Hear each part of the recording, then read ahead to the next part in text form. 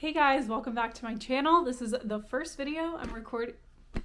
Jeez, you can tell it's the first video. I'm ramming everything. This is the first video I'm recording in my new apartment, so I'm really excited. I still don't obviously understand the whole lighting and where I'm gonna record and everything, but I wanted to just do my first video back as a quick sit-down Q&A style video to kind of update you guys on what's been going on with me and where I'm at, as well as answer some of the questions that you guys have been submitting, whether on different YouTube videos I've posted or on my community tab or over on Instagram. And if you don't already follow me over there, I've been actually pretty good at consistently updating my stories on Instagram, so make sure to go give me a follow. I will have a link down below as well as my handle right here for you guys, but let us jump right into it. We're gonna start with an easy one, which is what is your age? So I'm 24 years old and my birthday is September 29th, so I am gonna be 25 in a few months. Someone also asked, what are some savings tips? Because, quote, it seems like I've saved up a lot of money for my age. So I would say the biggest thing I can tell you is to live within your means, which I feel like everyone says that all the time, but what I really noticed when I started my 9-to-5 corporate job is that I really quickly started spending a lot more money on a lot of convenience items that I really didn't need to be spending money on. At the end of the day, the important thing is that you know what your goals are personally as well as financially, and then make sure your budget is reflecting that and your spending habits reflect that. So if you guys don't watch my financial videos, I do a financial update every month, and I created an entire new financial system to track my spending and my savings and all of that in Notion. So I'm going to be sharing a link to that in a future video, hopefully like next week, because I'm trying to iron out the last few kinks in the code for it. But in that video, I'm going to be talking a lot more about my view of money and savings. And the biggest thing that's changed for me since I left my 9-to-5 job is that I no longer view budgeting and saving as something that's super strict that I have to stick to. And it's not that I ever was like super strict to a budget, but I used to view money as just like a means to an end. Like I get money in and then I just spend it and money goes out, and I would maybe try to save like 10% of my income or whatever, things like that. But now I realize that the reason I budget and I track my spending isn't to get on myself for spending money on this or that or be like, oh, you overspent on eating out or whatever, but it's just to see where my mindset's at. Because at the end of the day, what I've noticed is whenever I'm in a really like negative mindset or I'm having a bad month, I tend to spend more on convenience items or comfort items like eating out, or honestly just eating out. That's like my big one for me. But now I see that when I'm in a place of expansion, when I'm really trying to grow what I'm doing with my life, I tend to want to invest more money in things that are going to better my life overall, like not just my daily life, but my life like long term, my future self. So a great example of this is I used to be really stingy about wanting to spend money on editing software or wanting to buy a new camera, things like that. And I would save like $10 a month to save up for things like the camera I'm using now or Final Cut Pro, which I use to edit. But recently, I've more been viewing any money I have coming in as money I can invest, and I want to invest in myself and my business before I do anything else. So if there's something I want to buy, like this editing software that helps me cut out all of the blank spaces of any footage I have, which saves me like a ton of time, because that's at least 50% of my editing is just cutting out spots where I'm not talking, then I'm gonna buy it. It's like $100 software. I keep forgetting the name of it. It's called like Recut. I have always wanted software like this, and back in the day, I would have set like a goal in my budget, like, okay, save $100 up for this. And, you know, I'd be setting aside $10 a month and it'd take me 10 months to get it. Now I'm like, screw that. I'm just going to put the money towards it, because if I buy it now, then yeah, I'm going to have less money this month, but then I just won't spend that money in other places because I want to prioritize investing in myself and my business. So yeah, I hope that makes sense. Long story short, don't just focus on some number of like, I want to save this much or I want to do this. Really set a goal to it, like something that you can actually get excited for and want to spend money on, and pay yourself first and invest in yourself and your business first before you end up just spending money on convenience things, because it's really hard to not spend the money you have on convenience items, especially if you have a 9-to-5 salary or you're making pretty decent money. Long story short, stay tuned for future videos. I'll talk more about this, but that's my quick spiel for you. So sticking to the money one, the next thing someone asked me is what I do for fun on a budget now that I live in Florida. So I feel like I've gotten comments before just about the fact that I don't do a lot of like fun activities, and you're not wrong, but you're also slightly wrong. I just don't show it a lot of the time because I do not have a good habit of vlogging at all, and I'm really trying to work on that. That's like one of my goals coming back to YouTube, is I want to be a better vlogger and share more. But what I will say is a lot of the things that I like doing for fun are a lot of times at home. I really like playing video games with my husband or other people. I like watching TV shows with my husband. I really like reading. If I have friends around or even by myself, I'll go to the library and check out a book and maybe read at the library. I really like trying different coffee shops, boba tea places. If you guys know, you can sort of see Boba's little foot down there. She's on the edge of the bed in the corner, but my cat's name is Boba. I love bubble tea, so checking out new boba spots, new bubble tea spots. Now that I'm back in Florida, I like going to the beach or going to any like water elements that I can, because it is really hot here. So I'm excited to check out the springs around Orlando, because that's something I've never done before. I've always lived on the coast, except when I was in college, but I was really busy back then. I never really was doing stuff like that. I would just wait till I went home and then go to the beach at home. So I'm excited to check out the springs. I did just recently go to Weeki Wachee Springs, which is kind of on like the West Coast, but it was really, really fun. So I like to spend time with family a lot. That's another thing I like doing, which is a big reason why I wanted to move back to Florida. What else do I like doing? Honestly, it's like eating, playing games, reading books, and then working on my passion projects, which genuinely is just like YouTube and then everything I'm doing for freelance work. The freelance work I would say is not as like fun, creative passion project all the time, but it is a decent amount of the time.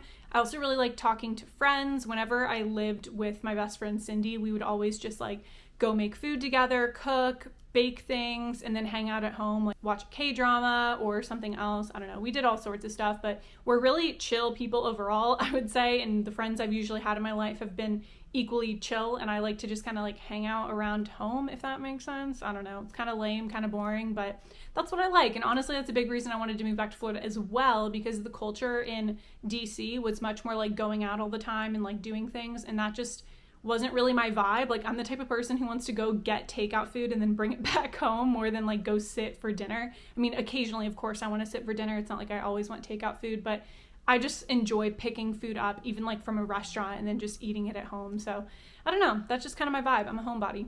But yeah, if you notice, most of the things I mentioned are on a budget, especially if I'm like cooking or baking at home, if I'm going to the library to get books, if I'm going on walks, going to the beach. All those things are obviously very low cost, or stuff you already would have been spending money on anyway. So I tend to do things that are lower cost. Playing video games, I mean, obviously you have to invest in the games, but after those initial investments, which I've had like a gaming computer, I have a Switch, like I've had those things for a long time. FaceTiming and talking to friends, free. I really do want to make friends now that I'm in Orlando. I was not great at making friends in DC. I just really felt like I didn't fit in. I don't know why. It's kind of like what I was already talking about. Like, the social scene was just different than what I was used to, and I had a really hard time acclimating to that. But we do know a few people in the Orlando area, but surprisingly, the one friend in particular I was thinking of, he actually moved away for a job, but he's actually coming into town this weekend. So I think we're all three going to hang out on Saturday, and then Lauren, my old coworker from my 9-to-5 up in DC, is actually coming to a work thing down in Orlando next week. So on Sunday, we're going to spend the whole day together as well. So I'm kind of back to where I started with like hanging out with friends that are not in my actual city I live in, which is unfortunate, but I do see family a lot. Like, I've been seeing family so much that I really haven't had a chance to like try to make new friends, but we are starting going to a new church, so I'm hoping I can make some friends there. And I really think I'm gonna join Bumble BFF, so stay tuned in the vlogs because I will share about that. I'm nervous as heck about that because I am definitely not the most extroverted. I don't know how that's gonna go, but I really want to try. So next question was, how does it feel to return home after living away for a decent longish period of time? So I did live in Florida my whole life, and I moved to DC for just 2 years. So yeah, it was not a super long time, but like it was 2 years. It was interesting, I would say, because number one, when I moved back, I was living where I was actually born, but I never lived. Like, I moved away from Brevard County when I was 3 years old, and I never lived there again. So when we moved back, we moved in with Oliver's sister, who was living in Brevard County. My mom had just moved back to Brevard County, and my mom's like whole side of the family, as well as actually part of my dad's side of the family, all lives in Brevard County. So I was familiar with the area, but I never lived there personally. But for Florida in general, moving back, I would say the biggest thing I can put into words is the weather concept. That's like the main thing I really noticed. When I moved to DC, obviously I was really excited for the cold weather because I always have talked about how much I don't like Florida weather. And there was some things that obviously like to my own body changed as I got used to the cold weather, but I never really fully got used to it. Like I am very fair skinned, so that worked for me really well, but my skin is very dry usually. And I had a really hard time in the winters with super dry skin. Oh, Oliver, you're sending me a picture of groceries. I had dry skin issues during the winter and like chapped lips. My face would get really dry, whatever. All of that has like gone away, which has been awesome since I moved back. But I have had a pretty hard time readjusting to the heat here, especially because I moved here like right before summer hit. So it's been an adjustment. I just got over a really bad batch of heat rash that I had for like a week, and it was absolutely terrible. And I actually realized looking back that there was a time when I first went to college that I had heat rash and I thought it was scabies or bed bugs, and we couldn't figure out what it was.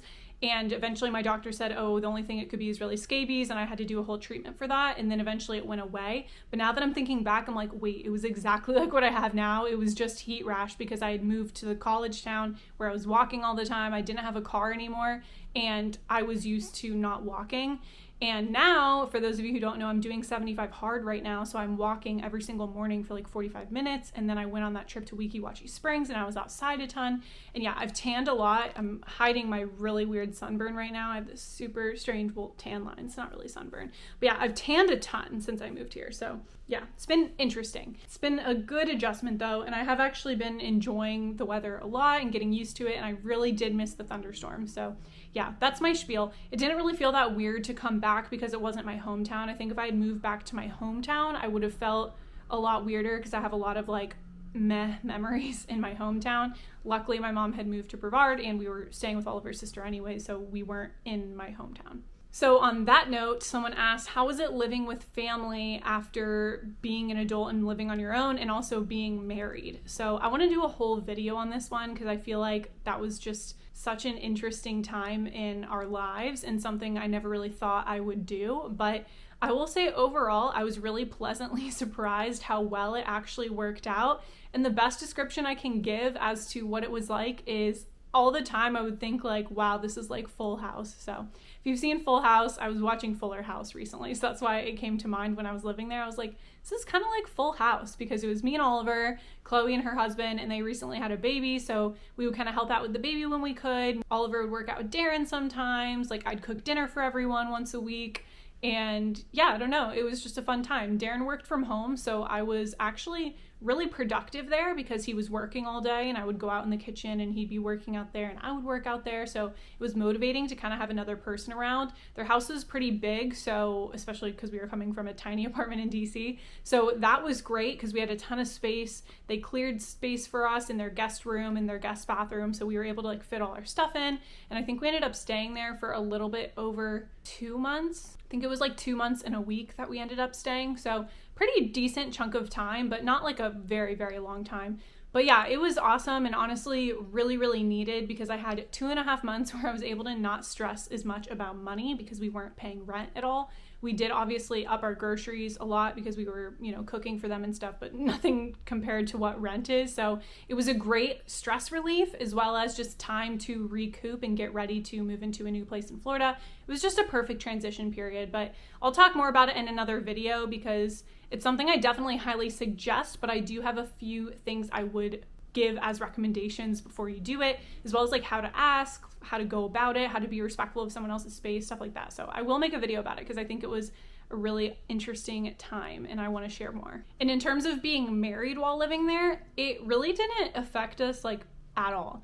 I don't really know what it would affect. I will say me and Oliver are not the type to be like PDA. Like we're not PDA people. Like we don't hold hands and stuff like that in public. So that was somewhat of an adjustment. Like we couldn't fully be ourselves or how we normally are at home there because we definitely are very, very comfortable around each other when we're alone versus when we're with groups of people, stuff like that. So that was a big adjustment, but at the same time, we had our own room. So at the end of the day, it's like we were ourselves when we were like in our own room. Not that we're like not ourselves in front of Chloe and Darren, if you guys are watching this, we were ourselves, but yeah, I mean, you guys know. I'm sure you guys understand. You guys know me, you know Oliver now. But yeah, I think we both came out of our shell a lot too, being there over time, and like got a lot more comfortable. And it definitely was a really great time to have with family. Like I personally was not super close with Chloe or Darren because we haven't really been around them a ton. And I have only seen them every once in a while at like holidays and stuff. So it was really great to be able to be around them for like 2.5 straight months, like living with them. You really do get close to people by doing that. So I'm really grateful we had that experience, as well as because they had just had baby Emmeline. So our niece, we were able to be around her for 2.5 months when she was still under 1 year old, which is like a super fun time to be around a baby and to get to, you know, to know the baby and have the baby get to know us. So it's just a really like special bond that I don't think we would have had if we didn't, well, we definitely wouldn't have had if we didn't live there. So I'm really grateful for that. And I know Oliver has said that he's super grateful and glad that he was able to really like reconnect with his sister after years, because his sister is, I think, 6 years older than him. And I completely get that because my 2 sisters are 5 and 7 years older than me. So there's like this period of time where you're just like not around each other, and becoming sibling, like figuring out the sibling relationship as adults versus kids is just like completely different. So I think that was really good for him as well to just reconnect with his sister too. So yeah, I'm really grateful, and I'm just so happy that we were able to do that and that they let us stay with them. It was just overall a great experience. Can't really say anything bad about it, honestly. The only thing that was difficult, actually, the one bad thing I can say, which wasn't really bad, was just it was really hard for me to get into a routine because I wasn't in my own space. I didn't have my own stuff. And I did start to kind of go stir crazy, especially at the end, mainly because I broke my laptop and we were just really struggling to find a place to rent, which was stressful.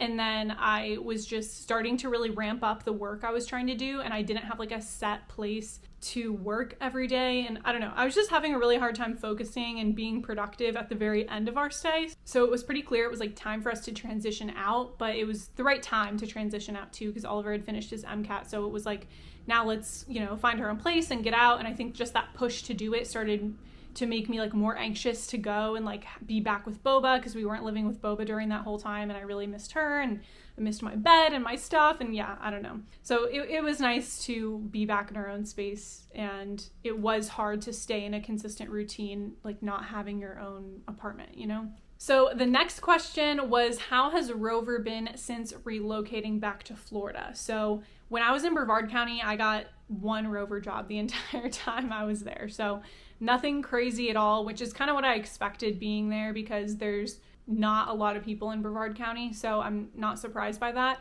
Since I've moved to Orlando, I have already done 2 jobs, and we've been here about 1 month now. And I have 3 jobs, I think, scheduled out for the next like month and a half maybe. So I've been getting quite a good amount of jobs here. It's not to the level it was in DC by any means, but definitely way more than I was getting in Brevard. And I think it's just going to be a great thing to do here and there, you know, like have a job a week that's for just a few days to make like a couple extra $100 each month. That's kind of how I'm viewing it now. Rover is definitely not going to be my main source of income anymore, and I don't want it to be my main source of income, but I'm excited to kind of have it be like a little side income that makes me a few $100s here and there. But yeah, there's not as much volume here, genuinely, and maybe that'll increase over time, but yeah. Okay, so the next set of questions are about kind of the different work types I've been doing. Someone overall just asked for a general update on my freelancing, so I'll just really quickly say that I'm doing a few different things right now. I have a freelance gig that's going to be starting up where I'm going to be doing like Excel tool development, and I'm helping a business owner who works with other small businesses. I don't have all the details about it yet, but I had an interview as well as like a meetup with her in person, and we seem to be moving forward with that, but there is going to be an NDA I have to sign, so I don't know exactly what I'm going to be able to share. Probably not much, honestly, but I might be able to just share the general premise of what I'm doing, which, like I said, is going to be like Excel tool development and data analysis. So interestingly, I'll actually be using my engineering skills a little bit, which I'm actually excited about, especially in like the setting that it's in. And I'm excited to work with this woman because I think I'm really going to be able to learn a lot from her. She has a lot of experience and she has her own business. So I'm just excited to work with her more and learn more. And she's just a really big advocate for helping people learn in the small business realm. So I just think she's going to be a great asset and someone I'm excited to learn and work with. So that I have going on, as well as I have the contract that I have talked about in the past. That was through the contract Julie already had. So I got my own marketing contract with the company that is just mine in itself, and it was for $3,200. So I'm doing some website changes for them. I'm doing some social media branding for them. I'm setting up a lead magnet and some email nurturing sequences for them. So I'm super excited about that one, and I'm I would say 60% done with the contract as of now, and it was like a lump sum upfront payment. So they paid me $3,200, and then I have to complete the tasks that we set out in the proposal in the contract. So I'm trying to finish that up, and there may be room for future social media work with them. I'm not exactly sure. And then the other thing I have going on is something I've mentioned before, is I'm working with my aunt who she works for a product-based business that sells products online. They might also have a storefront, I think, but mainly a lot of their work is online, and she needs just some marketing and social media work. So I'm helping her with that, as well as I think what I've mentioned before to you guys was that she needed someone to do copywriting for their blog. So I did submit a blog trial for them, and they're, I guess, going to deliberate that and look it over and everything, because they had like a few people they were looking at. So I'm not exactly sure if I got that gig or not, but I do know that I'm going to be doing a little bit of like marketing, social media stuff for them as well, hopefully. So I'm going to put together like a little mini audit for them and some recommendations of what I would suggest they do. And then if they accept it, I'll be the one fulfilling those recommendations and implementing them for their social media. So I have that going on as well. Then of course I still have Rover going on, and I still am doing some coaching here and there. And that is one of the things I really want to go forward and keep doing, is coaching.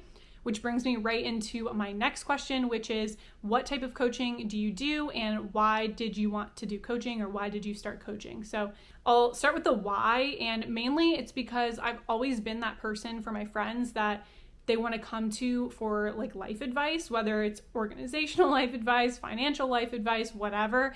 I have been told by countless numbers of people in my life that it's really easy to open up to me. They feel super comfortable talking to me. I mean, that was the biggest thing my husband has always said to me, that when we first became friends, he had never had a girlfriend and like wasn't very girl savvy. Hopefully he doesn't watch this and get mad that I'm telling you guys this, but whatever. I don't think he cares. I'm just kidding, but maybe he does. I don't know.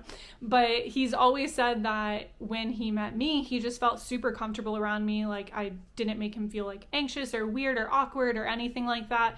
And I just make people feel really open to sharing things with me. I don't know how I do it, because I've just been told that a lot by people. So point is, from that perspective, I've always thought that I would like to do some type of work where I'm helping others in a way where they can feel open to share with me what's going on with their life, and I can provide some perspective or help them kind of analyze their own situation from their own perspective and make the decision that's best for them. I think that's something that I've noticed and been told as well that I'm really good at, is helping someone come to a conclusion or a decision about maybe a problem or something they're dealing with from their own values and their own perspective, versus just like giving them advice based off of my values and my perspective. So from that's why I wanted to do coaching, because I love talking to people. I love helping people. Although again, I am introverted, I like the one-on-one conversations, and I thought, why not try to do it as a job, you know? So I have a friend who, since high school, she always called me her life coach. And we had this running joke where she'd be like, here's your coach, because I would give her these like tidbits of wisdom or whatever, and she would be like, you're my life coach. You're always going to be my life coach. So it's funny looking back and being like, wow, I've been told this so many times by people, and now I actually like am trying to do that. So what type of coaching I want to do is something that I have struggled and debated on for a long time. I've done random bits of beta coaching here and there, and I recently did that little free mentorship for a month for some people in the community. So I'm starting to kind of figure out what I want my coaching to be. Overall, I want it to be personalized coaching. I want to meet with someone and really see where they're at and then give them a personalized plan. That's overall my goal. But what I've realized that I really want to help people with is, number one, like money mindset, finances. And number two, the mindset they need to really just go get the life that they want, to give them that confidence to be able to do whatever that passion project is that they want to do. And I would especially love to work with people who want to be creators, who want to feel comfortable posting online on whatever social media platform that is, and kind of fuse in the coaching with the marketing, because I've been really enjoying working on these different marketing projects and I really have a passion for it and love learning about it. It's something I've been reading and learning about for years, ever since I started my YouTube channel. So I think it just makes sense. I've done some YouTube consulting, I've done some life coaching, and I've done some financial coaching as well. So I've kind of done all three of those, and I want to somehow just intertwine them all into one and make it a all-encompassing kind of coaching package. So the thing I like to say that I've been mulling around in my head, and I will have more coming out about this in the future, but I want to be that like first stop, and not just me by myself, but in terms of what the timeline of your journey to get to the life you want looks like. I would like to be like step one. So for example, something I've noticed is I always talk about how I invested in this program called Boss Gram Academy by Vanessa Lau, if you're familiar with her on YouTube. And I spent $1,000. I invested $1,000 into this program to kickstart my coaching journey, as well as just like my entrepreneurship journey, like learning what it looks like for me. And what I wish that I had really done with that first $1,000 or less than $1,000 is I wish I would have invested in coaching where someone could help me see where I should be spending my time and what I actually want to do. Because I've spent the past few years really just flailing around when it comes to being a creator online and not knowing where I want to even be. So instead I've just been like throwing stuff at the wall, seeing what sticks, seeing what falls down, and then saying, okay, let me adjust to try to throw that back on the wall, etc., etc. And now it's been years and I'm actually starting to make money with freelancing, with coaching, with my YouTube channel. And I probably could have been here years ago if I would have just been way more focused and known what I wanted to do and then actually taken the steps and done the actions to get there. So that's really the type of coach I want to be. Because at the end of the day, what I really needed was some mindset shifts, some confidence to actually be able to post what I wanted to post about and not be afraid and get over that imposter syndrome. And then lastly, what I needed was some clarity on what actions I should even be taking. And that's really what I want to coach on at the end of the day. So I don't know exactly what that's going to look like, and I'm still trying to play it out. I am doing a beta client program with someone right now to kind of test out my ideas and see if that's where I want to go. And then my plan is to take all of the data I have from all the clients I've worked with, whether free or paid in the past, to really develop something that works for what I think would be a great coaching program, and then still personalize it to do one-on-one work with people. That's kind of what I picture doing for coaching. But if you are interested in anything I'm talking about, please DM me on Instagram or send me an email, because I really want to do some research, some client research on what you guys actually would want, if those ideas are things that you know you struggle with or you know would be helpful for you in like a coaching environment. So I will be putting out a survey soon to kind of get your input, because I want this to be something that's helpful for you guys. I don't want it to just be something I think is helpful for you. And I feel like that's where I failed in the past, is I've really just kind of sat by myself and tried to figure out what do people need, instead of asking you what you need and then using my experience and knowledge to fill in those gaps and actually provide a program that's helpful for you. So yeah, that's my spiel on coaching. I'm really excited though, and I really do want to work with you guys. And yeah, I hope that answers the question. So the next two are fun ones. The first one is, what is your favorite boba flavor? So my favorite boba tea is jasmine green tea, and then with taro boba. So that specific drink is something I got all the time in college at this place called Tea Bestie that was in Gainesville, Florida. So that is my favorite bubble tea of all time. I also really, really love Thai green tea with aloe jelly. That's another one that I love. So those are probably like my 4 favorite component flavors. In terms of fruit teas, I love lychee tea. Like lychee teas, I love lychee. Lychee is definitely my favorite fruit flavor. And sometimes I'll get like lychee green milk tea. I love that as well. So yeah, I have a lot of favorites. I can't ever really decide. And recently I also discovered IU jelly, I think is what it's called. I might be pronouncing that wrong, and I love that flavor as well. That's also really good. That's my all-encompassing favorite flavors. And of course I always love my like basic like honey boba and some type of regular like royal milk tea, or just like the classic milk tea that whatever place has. But I find those to be more hit or miss with my taste buds, because they all kind of do it differently. Someone also asked, will I do an updated apartment tour? So yes, I will do an updated apartment tour. I have not done an apartment tour, I feel like, in a really long time. because I've like moved so many times, it feels like. I don't know. I haven't gotten settled enough to actually finish the apartment and do a tour. So I do want to do an apartment tour here because I really do love this apartment and the style of it, and just the setup and layout is really interesting. So I have kind of most of the stuff where I want it, but there's still some things I need to, well, everything still needs to go on the walls. I haven't even touched any of my decor boxes. So I have all the base layers and I just haven't decorated anything, but I will do an updated apartment tour. I haven't decided though if I want to do it before or after I flip some pieces of furniture I have, because some of my furniture pieces are not the greatest looking and I really want to like sand them down, restain them, or paint them depending on the piece, like change out the hardware, stuff like that. So yeah, I'll let you guys know. I'll keep you guys posted, but yeah, just watch the vlogs. You'll see little bits and pieces, and I will do a full updated tour in the future. So the next question is, what motivated you to start your YouTube channel? So honestly, the answer to that is pretty similar to the answer to why I wanted to do coaching.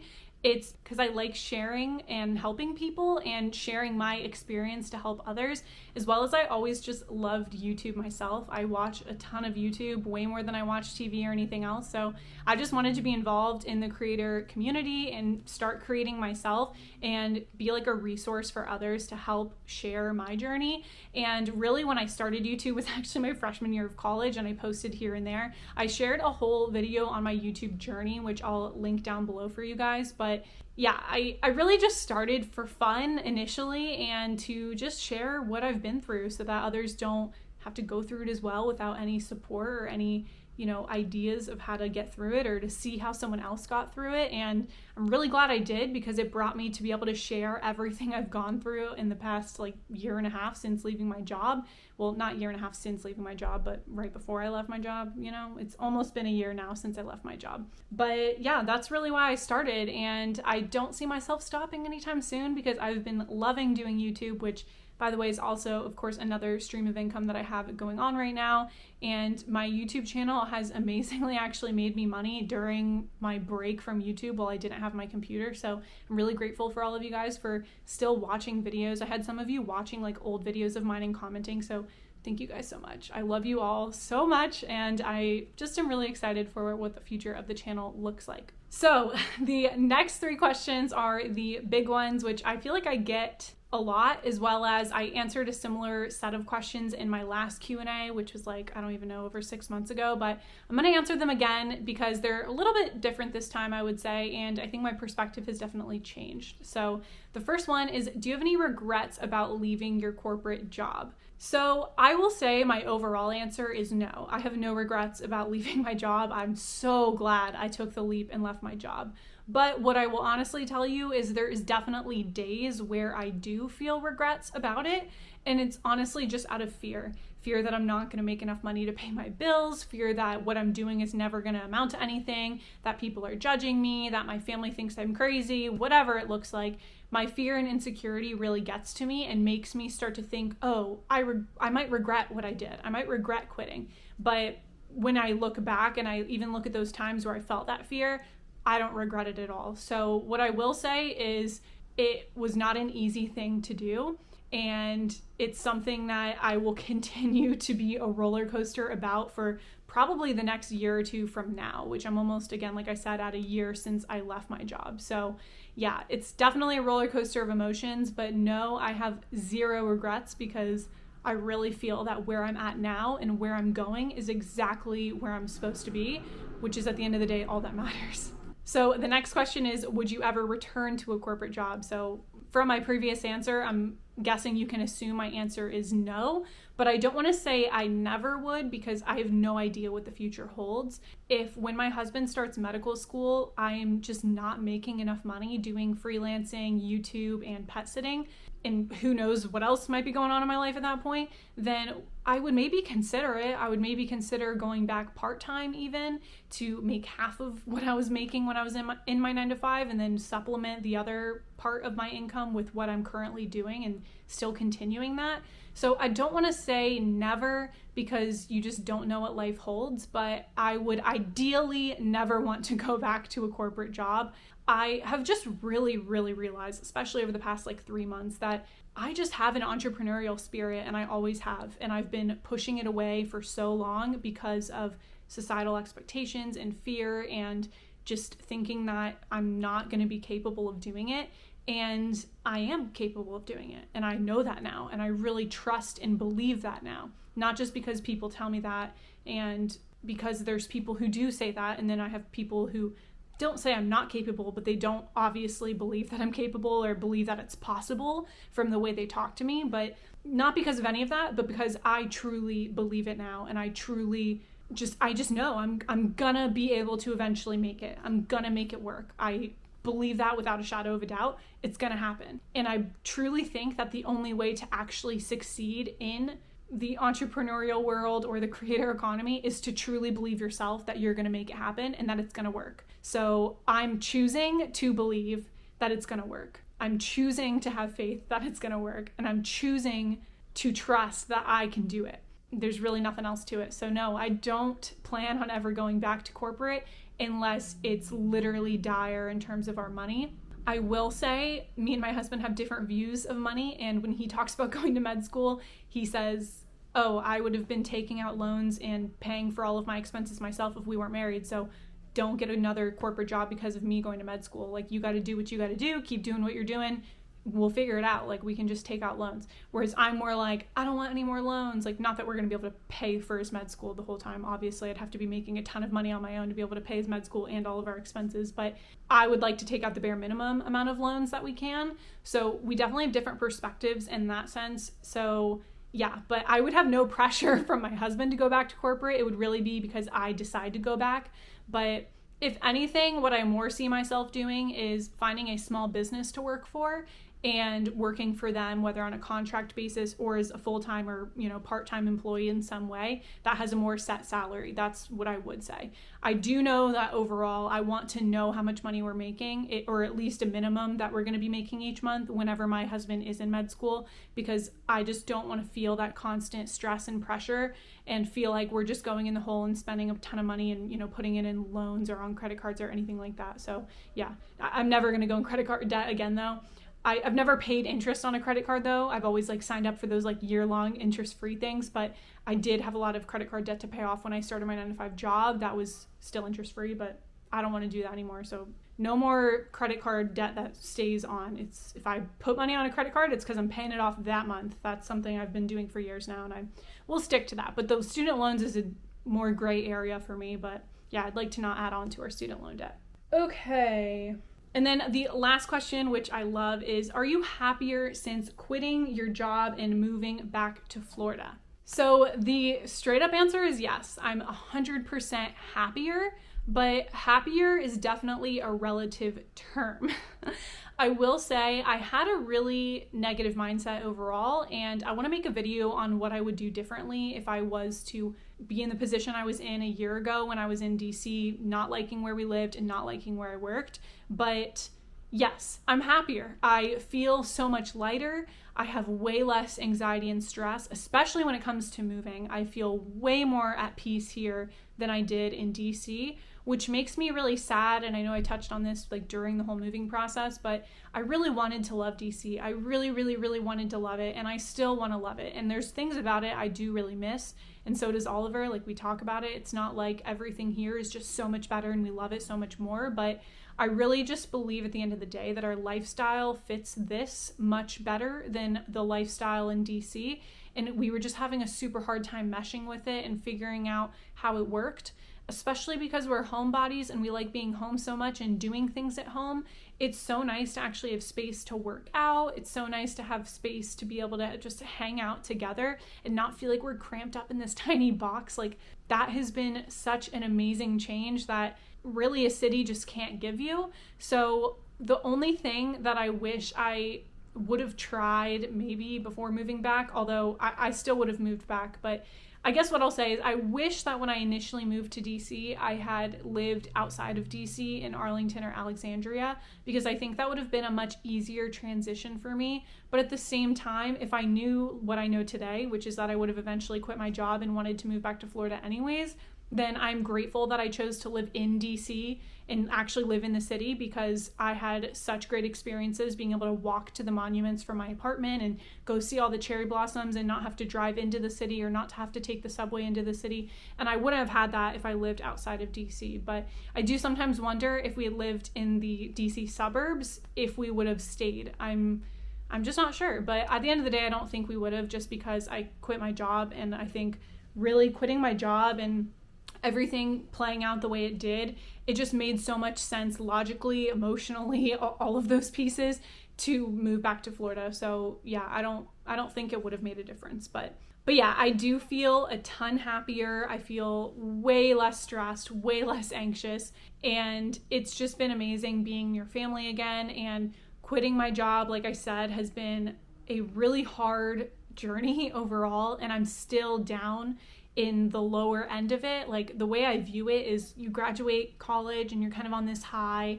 And if you're like me and you have this need to want to start your own thing, or you want to be a creator or a business owner, an entrepreneur, then you have this thing where you start to kind of dip down, where, you know, you've been doing your job and you've been trying to pursue your creative things outside of your job and it's working. But then over time you start running out of bandwidth. Like, you can't keep doing both. And you get to this low point where you're like, I don't know what to do. And you decide, okay, well, I'm either going to stop the creative thing or I'm going to quit. And I chose to quit. So I quit, I jumped all in. And at first it was great. And you have this like another high where you're like, yes, this is awesome. This is going to work. Everything's great. And then you come tumbling down, at least in my experience, where you're like, wow, this obviously isn't going to happen overnight, which I knew when I quit my job. It's not like I thought it was going to happen overnight, but I don't know if I expected it to take a year, genuinely. And I mean, it took a year, like it's still going on. I'm still not there yet. So there's just this low point where you're just like in this plateau of like nothing, where you're putting out a lot, especially with being a creator, putting out a lot of content, posting 2 videos a week, and you don't see a ton of money. Like, I make $100 a month from YouTube. Like, occasionally I get a sponsorship. Occasionally I have some affiliate income. Occasionally I have some referral source income, but overall I'm not making a lot.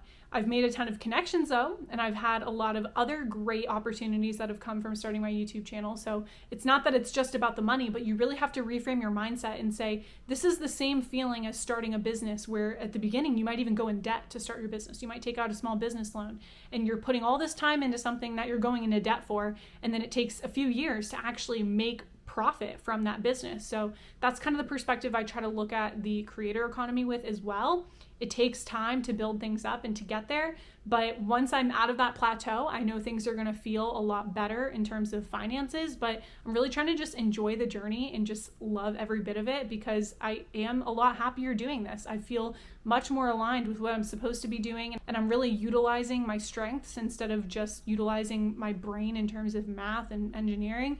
And now I'm actually able to still utilize that brain with math and engineering by helping out with this Excel tool development and probably doing some coding as well. So I'm excited to be able to utilize both in the meantime, while I'm kind of just doing freelance here and there, but eventually transitioning to full-time creator, full-time coach, whatever my business ends up turning into, that's what I'd like to do. So anyways, that's my spiel. I'm much happier. I know a few of you have commented that I just seem a lot lighter and happier since I moved to Florida. I've had my friends and family tell me that as well, and I feel it myself. And ever since I started 75 Hard, I'm on day 23 today, it's even skyrocketed more. My mood has insanely gotten better. My sleep is better. Everything's better. I'm feeling amazing right now. So I hope it continues. I believe that I can keep putting in effort to make that continue. It really is just, at the end of the day, in my opinion, it's about effort. The more I put into trying to actually improve my life, the more my life improves and the better I feel and the happier I am. So I'm just going to keep on that path and keep going. So I'm hopping back on here the next day to answer a few more questions that Hannah submitted, because I love Hannah, and Hannah, I just had to come back and answer your questions even though I already recorded the video yesterday. But her first question was, what is your ultimate dream in life? So this is a hard one and something I've been trying to honestly just figure out, because I've found that it changes a lot. But as of right now, I would say my ultimate dream in life is to run a business that, number one, helps others who may have been in a situation similar to mine, where they felt like they had to go down a specific path and they had to take the safe route and have a normal 9-to-5 job because they had to support people in their family, or felt the pressure to support people in their family financially, whether currently or in the future, and to show them that there's other ways that you can be be there for your family financially and support them financially that doesn't require you to do a job you hate or a job that's quote unquote stable because it's a 9-to-5, as well as having that business be at the capacity to support my family financially through either A, me being able to help them financially because it's a business that's doing really well, or B, providing them a job. So I would really love to be able to provide my sister a job when she gets out of prison. I know I've talked about that before, but I really want her to be able to have a job that she's passionate about and find something that she can do within my business in the future. She won't be out for a few more years, so I definitely have time to still continue to grow the business, but I also would love to be able to provide for my mom with a job and have her be the accountant for the business and run all the financials and the taxes and all of that stuff, whatever we would need financially. I would love if my mom was able to help with that as well in the future. So that would be my ultimate dream, as well as having kids. That's definitely a big dream of mine in life. I want to be able to have kids. I don't know how many. I think 2 right now is the thought me and Oliver have, and have a business that allows me the freedom to be able to be at home with my kids. That's a big piece for me that I'm really passionate about, and I want to be able to run my business while also running my family and being there for my kids and being supportive, and also supporting my husband while he goes through med school and goes on his journey to become a doctor. So yeah, that would be my dream in life, my biggest dream in life. So I definitely think it's possible to happen. I just have to keep working towards it and focusing on each goal like one step at a time, and focusing on today and making each day something that includes the actions that are going to get me to that end goal, instead of focusing too much on the end goal, if that makes sense. So I want to have a big vision, which I have, and then have each day focused on tasks that will get me to that vision when it compounds over time, if that makes sense. So the other question she asked is regarding career, lifestyle. Where would you love to settle down and plant roots? Like which state? Ooh, this is a hard one. I think I would say overall Florida is probably where we would plant our biggest roots, mainly because I want to be around family and I want my kids to be around our family. So that's definitely what I see, as well as Oliver's entire family and my entire family both live in Florida, and our nieces and nephews are all here, and I want to be around them, and I would love our kids to be around their cousins when they're growing up too. So that's definitely where I see us planting roots. But if I'm dreaming really big, I would like to have a second home that's maybe an Airbnb. I really want to do real estate investing in the future, so I'd like to have Airbnb properties in different places across the US that I'm able to go visit at certain times of the year whenever we want to go on trips and stuff. I think that would be amazing. I've also thought about potentially Savannah, Georgia, because I love Savannah, Georgia, which gets into your next question, which is where have you vacationed? In any of those places, where would you recommend? So yeah, I love Savannah. Savannah's probably my favorite place I've ever been, behind Winter Park. Actually, no, in front of Winter Park. I would say it's Savannah and then Winter Park are 2 of my top favorite places in the South area, mainly because I really like the architecture and just the vibe of both of those towns / cities. So I don't know, Savannah would be a really cool place and not too far from Florida if we were okay with like being a bit of a drive. And then in terms of cities, I love Boston. I don't know if I've mentioned that before, but I really love Boston so much. I also love New York. It would be really cool, although probably never going to happen, to have some type of apartment in the city, in some city, maybe Boston, maybe New York, where we can go visit sometimes as well and rent out through Airbnb or whatever other times of the year, because I do still love the city. I just don't want to live there full time. So I don't know, that would be cool in the future as well. If I end up going the real estate investment, Airbnb rental route, I can see us doing something like that as well. But besides that, I really haven't been many places. I've been to a lot of places in the Northeast and then obviously the Southeast. In terms of like mid-Atlantic, I don't even know what the area between those 2 are called, honestly. Is it like the mid-Atlantic, or did I make that up? I don't know. But like the Carolinas and stuff, I've been there. Don't specifically love the Carolinas. I do like mountains though, so it's not that I'm like against those areas. I'm just not, I haven't been there a ton, honestly, so I shouldn't even comment. But I went to Chattanooga, Tennessee, and I really liked that. It was really cool to see the snow. I really want to go to the far northeast. My brain is blanking. New England. I really want to go to New England and check out some of those areas.